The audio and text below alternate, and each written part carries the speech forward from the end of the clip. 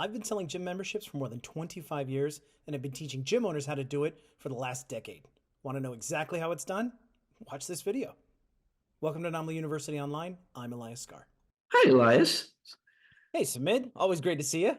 Likewise, I thought we'll change it up a little bit because since you've been hosting the show so much, and this topic, today's topic about selling gym memberships like a pro is right up your alley, I thought it'd be Absolutely. great to put you on the seat today as the presenter or the one that provides these great insights. So I'm your host today. So Perfect. all right, sweet. And Elias, this time around, I just want to change it up a little bit. I'm just gonna fire away, really put you to test and see what you Okay. have. Some questions. I've thought about some questions, and we'll just dive in. So give me the best you have. Keep it quick and give us those value added bombs, if you will. The All knowledge. right. I'm ready to move. All right. So, you're rated as a sales and communication coach. Tell me, both those two pillars for me are really, really important in selling gym memberships. So, how did you go about becoming a sales and communication coach? Like, give us a little quick background about your journey, if you will, please. So my my very first job, I was 15 years old, was at Trader Joe's, and I happened to be lucky to have a boss. Scott Pasco was his name, who just it was all about the customer. So at 15, at the very early age, he was about this is how you talk to customers, this is how you communicate with people, this is how we promote. Um, Hold on, Samantha, I'm gonna stop. We might have to go start over. Can you hear the squeaking? I cannot know. Okay, I'm gonna we might have to do an edit and I'll start. Go. So my very first job at 15 was working for Trader Joe's, and I was really lucky to be blessed with a boss. Scott Pasco was his name, and I'll never forget. Who was just all about the customer. He was all customer centric with how we behaved, how we talked, how we communicated, and I really lucked out to have a job where it was really less about here's when you collect the carts and here's when here's how things get tagged, because when I worked at the grocery store, they still had tags. And it was so much more about the customer comes first. The person standing in front of you is the single most important person. So starting out with that lesson kicked off a career in sales and communication. From there, I was a bartender for a while. I was a server at Maggiano's Italian restaurant there. I moved from that into managing multiple martial arts schools and jumped from martial arts schools into the fitness industry, where I fell under the wing of Alan and Rachel Cosgrove. And at that point is really where so much of my skill set had come from, like live experience from working in the industry. But at that point, those two were really big promoters of formal education, formal training, getting a coach, getting sales coaching, communication coaching, management coaching, business and structure and organizational coaching. And that was I sort of did things backwards, right? Where I had the experience first, and then the education came after that. But what I love about that is that as I was getting formally educated on how to sell and how to do things, I had all this experience to apply that education to. Very interesting. Yeah, I love the fact that okay, and you gave us so many nuggets here, right? Communication, hospitality with the bartending thing, keep the customer first. As I look at it, those are true fundamentals and foundations of selling, right? Or any Yeah, interaction, if you will. Are I there completely others? agree. Yeah, I, well, so when I look at the reason I call myself a sales and communication coach is because I believe they are integral to each other. They okay. really are. A good salesperson is a good communicator, and a good communicator is very persuasive. So they're one and the same. I see sales and communication as the same thing. And I'm a big believer that sales is about helping people solve the problem. Like if you listen to any of the great sales gurus out there, Jeffrey Gitomer, even the leaders like Simon Sinek, some of these other master salespeople or master communicators, it's the same technique. It's the same skill set. It really is about how do we help people? How do we communicate in a way that says, "Hey, you have a problem. I have the solution to that problem. Let's get together and work something out." I love that. I love that reframing of the mind, if you will, about it solving a problem. And it, because most often than not, if you think about sales, everybody just cringes and like, shit, I have to go and sell. It's like you Yeah, think about, you're right. you You're know, right. Well, there's the stress and anxiety of sales has a bad rap because salespeople have a bad reputation. right? The industry has a bad reputation for pushing people into things they don't really want, or bait and switching people, selling them products that don't actually work. I would argue that the fitness industry itself also has a little bit of a bad reputation that we're working hard as professionals to overcome. With you've got bad, unprofessional trainers, bad trainers, people on social media that make fun of their clients. There's a lot of that sort of unprofessional behavior that fitness professionals work really, really hard to overcome. And I would argue the same about salespeople. There's been so much unprofessional behavior in the in history that people have a preconceived notion. So there's a lot of stress and a lot of anxiety with either selling or being sold to. Absolutely. No one likes to be sold to, for sure. And all right. So here's the thing. You said sales and communication, they're integral to each other. It's one and the same thing in a way. You got to interact, you got to communicate to sell, you got to communicate to help others. Can you give us some communication strategies that you would bring into your armor, if you will, to do a good sales job? Like what are some strategies there? Well, absolutely. So the basics are always important. It's important to listen. It's important to empathize, and these are all just standard good relationship behavior. If you think about sales as building a relationship, how would you behave at your best in a relationship? Well, that's exactly how you should behave when you're selling as well, because that's what we're doing. We're building relationships. So I look at it as a mind frame of when I'm communicating with somebody. Level one of communication is taking responsibility for everything I say. That's level one. Level two is taking responsibility for the tone of what I'm saying. So not just the word choice, which is before, as in what am I saying, taking responsibility for how I'm saying it. But the ultimate level, master level in communication is taking responsibility for what the other person heard. Wow. Okay. How And can I do that? that's the hardest one to do, is because we are so inclined to get defensive and say, I didn't mean it that way, or that's not what I said, or that's not what I mean.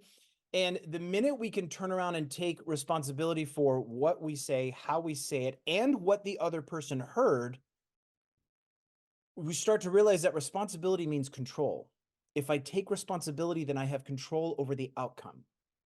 If I Powerful. take responsibility for what I'm saying, how I'm saying it, and what they're hearing, then I actually have the ability to move the conversation around or to move things around. The minute I give up responsibility, I give up any means of having control over what happens next.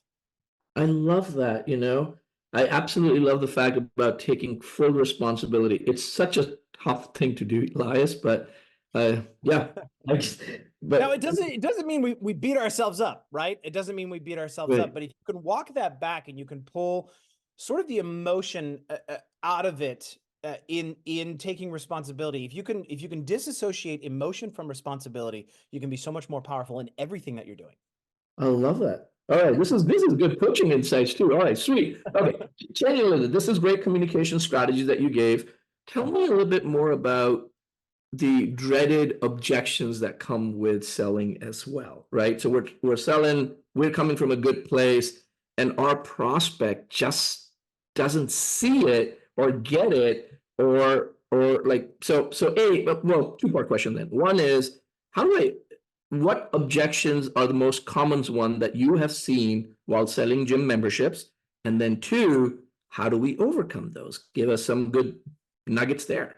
Okay, so let's start with a basic understanding of what an objection is. So I would challenge everybody listening to change your mindset, is that an objection is a buying signal.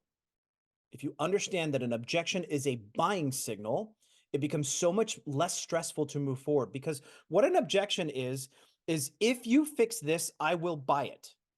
I don't Hmm. have time. If you help me find a way to have time, I'll buy this. Wow. Okay, that's a big reframe of the mind. Okay. Right. Now, on that frame, on that mindset, a big part of what happens with objections is we talk about establishing value, right? Everybody links with you'll have less objections if you establish value, which is true. But how do we do that in a practical sense? Right. So, in order to overcome the major objections, which are money, time, and spouse, right? Those are the major objections to really buying anything. But for fitness is big. It's money, as in you're not worth the money. Time, you're not worth the time, or spouse, you're not worth the argument. The common ground between those three things is you're not worth it. And if we're going to reframe you're not worth it to, I don't understand how it's worth the price. I don't understand how it's worth the time, or I don't understand how it's worth bringing this up to my spouse or my partner or whoever. If we don't understand how valuable it is, then you're going to run into objections. That's the first mistake, is that we're not communicating in a way that people understand the value. What's important here is only the value that matters to them. So if you're going to overcome objections, it starts way before the objection. The best way to overcome an objection is to not run into it. If you've run into an objection, you've missed something in the beginning. So I'll give you a principle and then I'll give you some quick practical application. So the number one principle is, if you know that money, time, and spouse are the primary objections, those are the ones we have to cover intrinsically through our conversation in the beginning, before we get to the pitch and they want to levy an objection in our direction. Okay. So let's talk money first. People only understand what's important to them. Well, that's it, actually. People only understand what's important to them. We, as fitness professionals, might think, well, we've got cardio, that's important. We do nutrition, that's important. We've got treadmills, that's important. We've got, Saturday community and a Facebook group, and that's important. We have this list of things that are important to us, and it is completely irrelevant. The only thing that matters is what is important to the prospect across from you. And so if you narrow down the singular thing that's important to them and stay focused on that, if you have somebody that is visibly struggling with their weight and they come into you to tell you, I want to get stronger, we just have to focus on that thing that they want, getting stronger. Because education can come later. Education on health and fitness, when they tell you, they come in and like, I don't want to do anything with my nutrition, and that's what they actually need, now is not the time to tackle that. Now is the time to tackle what they want. And then over time, we can create that whole person or come up with that whole solution that we know that people need. So staying singularly focused on what's important to them, that's how we overcome the value of price. Time is actually really, really simple. Practical application of coming over time is, how many days a week do you see yourself coming into the gym? It's just simply asking the question up front. They tell you 2 days, great. 3 days, great. 1 day, great. That will help you form whatever fitness prescription is to come later. But ask ahead of time, how many days do you see yourself coming into the gym? See is an important part of that language, because I want them to create an image of them seeing themselves coming into the gym. I want that picture to come to their mind. And then spouse. This is often the hardest one to overcome, because people use spouse as a scapegoat. They give you the spouse objection because they don't have enough trust to give you the true objection. So my favorite way to overcome spouse when it truly is the objection is to ask, who is your biggest supporter at home? And whatever that answer is, whoever their biggest supporter is, they'll usually say my spouse or my partner. And you get to say, great, I'm so glad that they're in their corner and they're behind you on this. And that just reinforces to that person, oh, wait, this person does support me to make this decision and does support me to take the steps forward. And if you run into, I have no support at home, well, great, now you've got me. I'm here to back you up. My whole team is here to back you up, and my entire community is here to back you up. So now you have support. So it's a win-win question. So to overcome 3, tackle them in the beginning, but also understand that this is a matter of a buying signal. We can overcome and get around that, circle back and offer again, which is the other big mistake people don't make, is they don't reoffer the program after overcoming the objection. Circle back, offer again, they'll most likely buy. Got it. Perfect. I love the money, time, spouse thing and putting it initially. This is what I grapple with. Like if I'm a trainer, if I put myself in their shoes, I remember my trainer told me when I initially back in the day started, it was like, I said, I just want to come in once a day. He's like, are you crazy? Like nothing's going to happen once in the week if you come in, once a week. So somewhere in the minds, like you mentioned, oh, once a time, great. 2 times, great, great. Like there's a disconnect, a disassociation, because me being the professional feel like I can't help you if you just come in once a week, because there's 6 more days that you're not going to come in. You're going to eat crap. You're going to not work out. Like, and I want to take care of you. So there's this, like I said, this disconnect. Yeah. How do I get myself to say, yes, that's great, when I deep within don't believe that's great? So you bring up a really good point. And I would say that the problem truly is a disconnect, but the disconnect is not whether or not you can help somebody. The disconnect is using different principles for coaching different things rather than the same principle for coaching the same things. If we start somebody on a nutrition program, I know no coach is going to go, you're chicken and broccoli for every single meal, chicken, broccoli, water, and brown rice, and that's all you eat. And that's what we're going to do.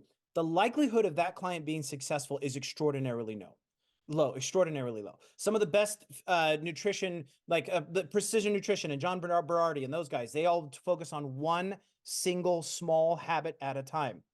So for most trainers, 99% out of coaches, they know in order to be successful with their client, they have to make slow change over time when it comes to nutrition. Why is the principle different for exercise? Fair. One workout a week. If I get you in working out, that's one more that you've been doing. That's 4 workouts a month that you weren't doing. And that's 48 workouts a year you weren't doing. So 48 times a year as opposed to 0. Is it one step forward? Because the goal isn't to get somebody to take this massive leap and have this immediate paradigm shift in how they think, is to get them to start moving forward, because momentum is what begets motivation, not the other way around. People say, well, you're not motivated enough, so you won't get moving. We got to switch it. You must get moving. That is what charges motivation. I love that. Why does Moving that step charges. have to be so big? Why can't it be a small step? Now, I'm not saying make small false promises. Everything we say has to come from a place of the truth. If they say, I want to work out one time a week and I want to learn 20 pounds, lose 20 pounds in a month, we can be honest and say, in order to do that, here's what we actually need to do, right? But at the same time, if somebody says, I can commit to this, is that okay? And we answer, yes, that's okay. Let's get you started. That is the single most important thing, is get started. I love it. I love that part. Okay. The other part, like you've talked about leaving the time, energy, time, money, spouse objections in the script before you pitch. And yet, let's say that goes about, but we still end up facing those objections. Of course, we missed it. We're going to do a better job the next time round with the next person, next prospect. But for this person, what is the recourse now when they do give us that objection of, I got to think about it, or I got to talk about with my spouse? Like, let's talk about those specific things, or the money thing and all. So give me more Okay, there. so let's just get into the practical here. What are the steps? So 3 major steps. Step number 1 is align and affirm. Okay. Get on Align. their team. If you start with guilt, like, I just don't know if I have the time. Well, if you don't commit to that time, how are you going to take care of everybody else? You'll never accomplish your goals.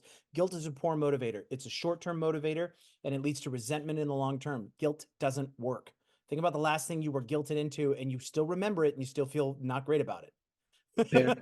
There. So what we have to do, number 1, is align and affirm. Get on their team. If they tell you something like, wow, that's expensive, and you respond with, well, for what you get, and you start to justify, you get this and you get that, and it's way cheaper than this and way cheaper than that, as opposed to saying, you're absolutely right. Because if it was cheap, well, it'd be cheap, right? Like, align and affirm, bring those walls down. Our goal is to stay engaged, right? So let's go back to time.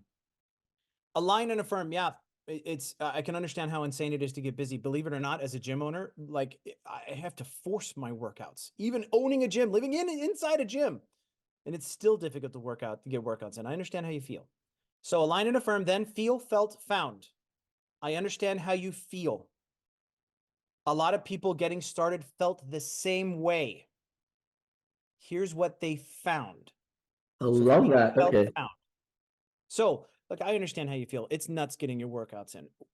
We had a lot of members that started the same way, crazy busy schedules, crazy kid schedules, all that stuff.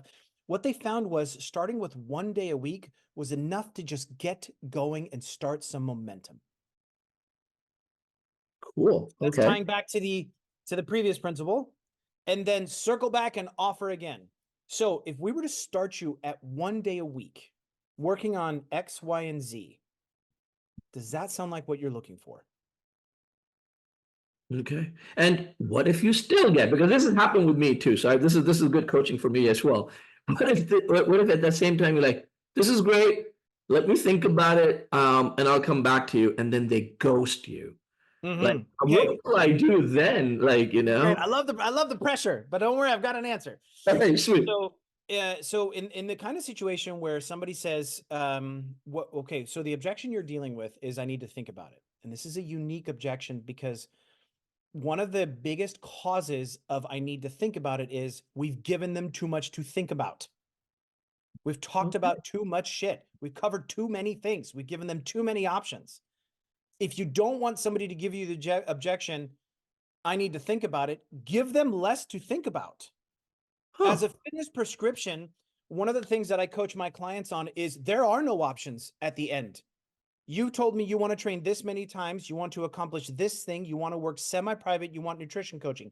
Here is your prescription. All right, in order to accomplish this, this, and this, I want you to come in twice a week. We're going to start in your nutrition training program, and the first available session is on Tuesday. Does that sound like what you're looking for? We are building you. We're the guide. I don't go to the doctor and say, okay, I've got a rash. Give me some options and then I'll pick. Yeah, we have some medical autonomy. It's what right for us. We're like, no, I don't really want to take that kind of cream. I'd rather take this thing that I heard on Dr. Oz, right? This is part of the problem with our just with professionals in general. You need a guide. When you go to the optometrist probably doesn't tell you, so do you want to see 2020 or 2015 or 2040, or should we do bifocal? They just tell you, here are the glasses you need. This is in order to fix the problem. This is what you get. So it's reclaiming that professionalism when it comes to, I need to think about it. That's how we start. That's how we tackle it before we get to it. Right.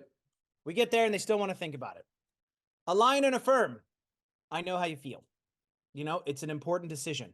And I want you to feel good about this decision, because if you're completely on board and your spouse is completely on board, then you are absolutely going to get the results you're looking for. So here's what we're going to do.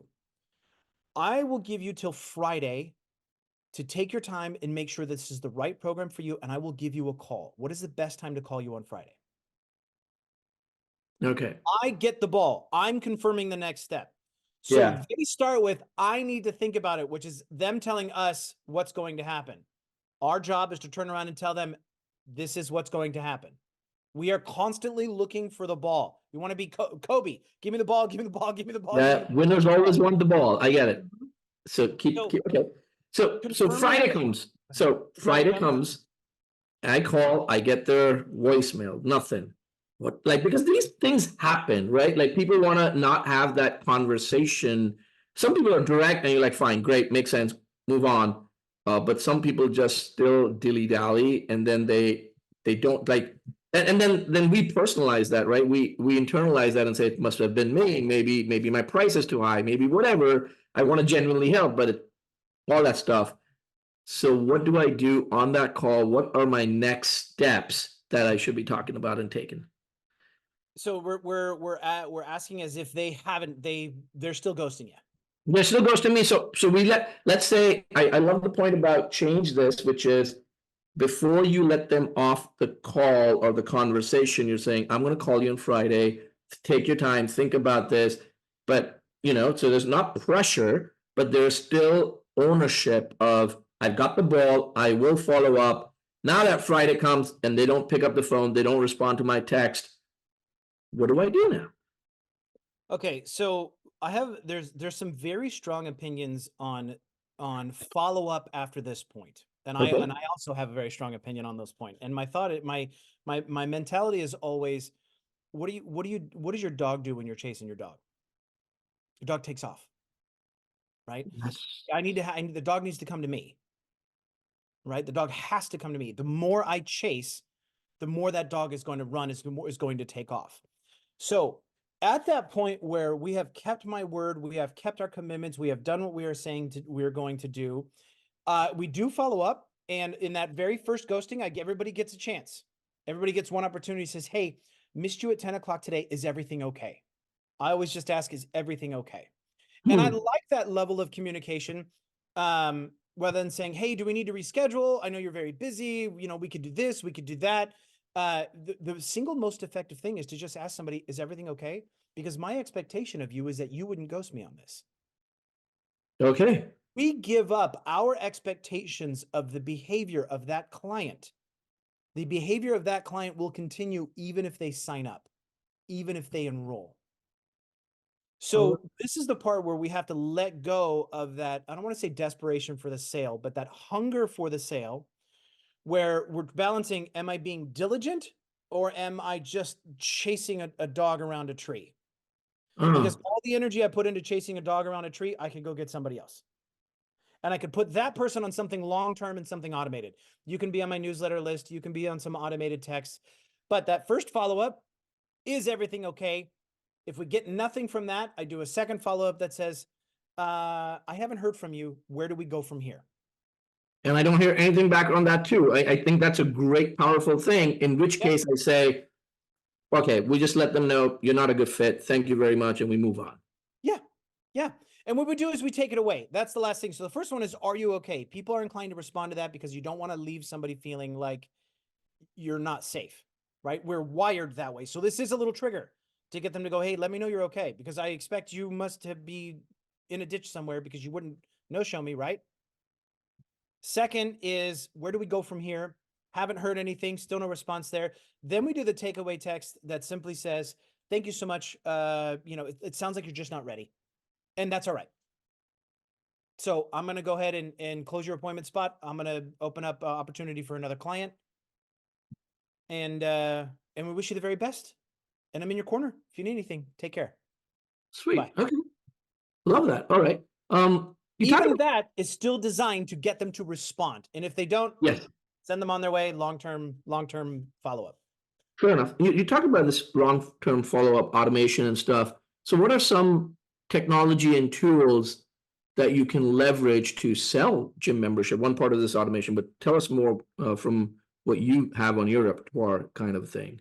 So whenever I'm looking at automation, just in general, when I'm looking at automation from a prospect and lead point of view, like, because automation is great. Like Naamly does outstanding automation for renewals, does outstanding automation for upgrades, does outstanding automation for notifications, for things that so people don't fall through the cracks. They remind you to follow up with that. So if you don't have software like Naamly that is helping you run your business and not drop the ball because you're juggling so many balls, then you're really hamstringing yourself. You could delegate all that time to Naamly and then really focus on the good stuff, like like the calls, like the actual interactions with people and taking time with your people. So when I look at the right tools and I simply focus on prospecting, when we're building out automation, the goal of prospecting in general is to just get somebody to respond.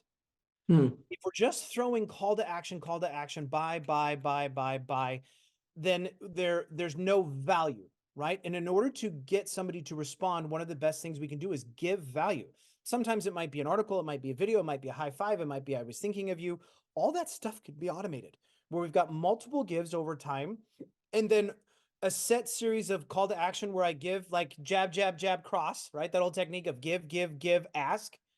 And just look at your automation and setting up that way. I've got to give, I got to give, I got to give, which could just be a give can be anything from an emotional reach out, a hello, how's it going, thinking of you, to a something with value that might be an article or a PDF or a lead magnet or something along those lines.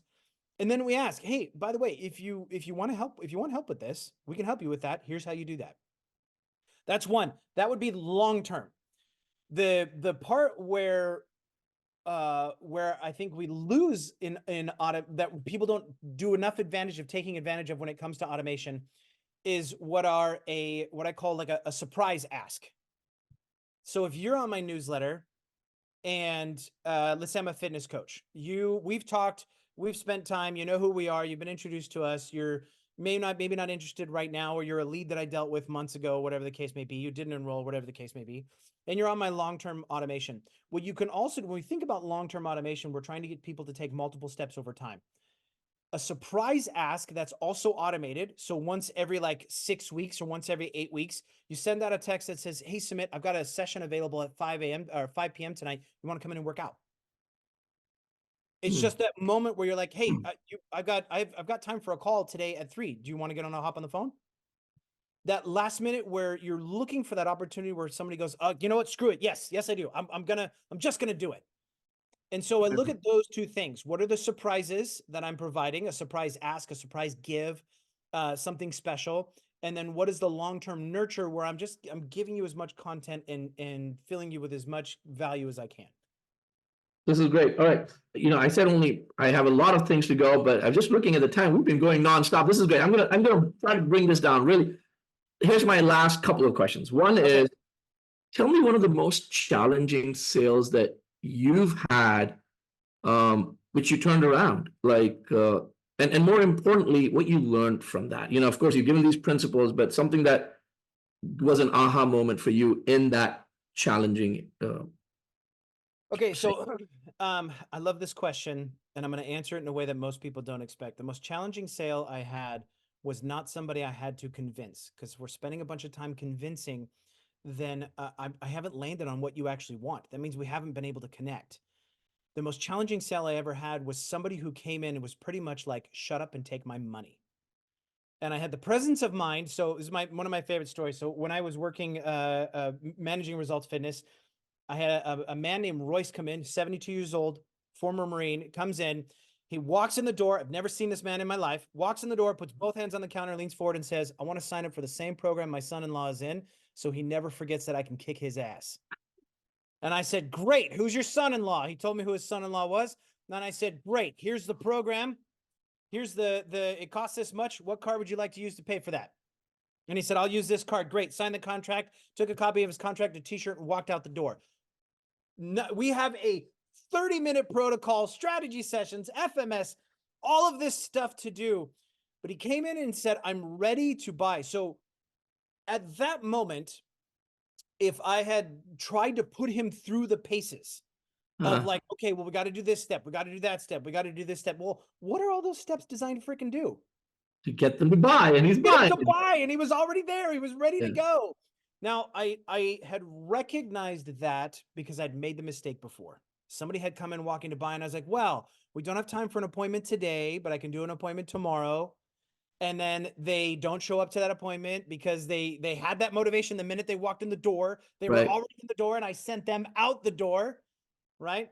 So that's the biggest lesson I learned is when somebody is ready to buy, they're ready to freaking buy. Let them buy your stuff. And that's just a lesson in general. Stop making it hard for people to buy. If you don't take American Express, what's wrong with you? If you don't take Visa, if you don't take whatever forms of payment, Apple Pay, get on the ball. Make it easier for people to buy your stuff, because if you do, they'll come in and tell you, I'm ready to buy it. And you're just going to say, great. How do you want to pay for that?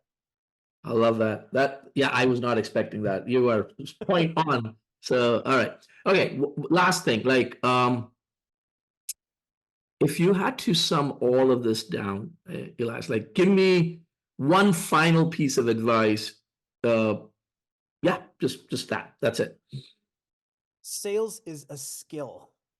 That means it can be learned, it can be improved, it can be modified, it is a skill. It's something you can acquire. When I first started coaching, I used to take pride in people telling me, you're so good. If I could only find somebody like you, if I could only find somebody like you, if I could only find an Elias for my gym. And that was great for my ego until it was pointed out to me by Alan, where then we failed as a coach because we've just convinced them that they can't do it, that only somebody like you could do it. Hmm. And that paradigm shift of realizing, no, wait a minute, this is a skill. It can be learned. It can be practiced. It can be nurtured, and it can be fun. It's fun to learn a new skill. So, I mean, just research in general shows that there's no greater, like, extroverts are not better salespeople than introverts. They aren't. So personality's almost got nothing to do with it. It really just has to do with, can I develop the skills? Can I develop the diligence to do it? So my number one thing is something you guys hear a lot in the industry is get a freaking coach. Get a coach. Find somebody that resonates with you. There are great sales coaches out there. I'm a sales coach. Get a coach. Find somebody who you feel like sells the way that resonates with your business, with your company, and invest in some training, invest in some teaching, work with somebody live.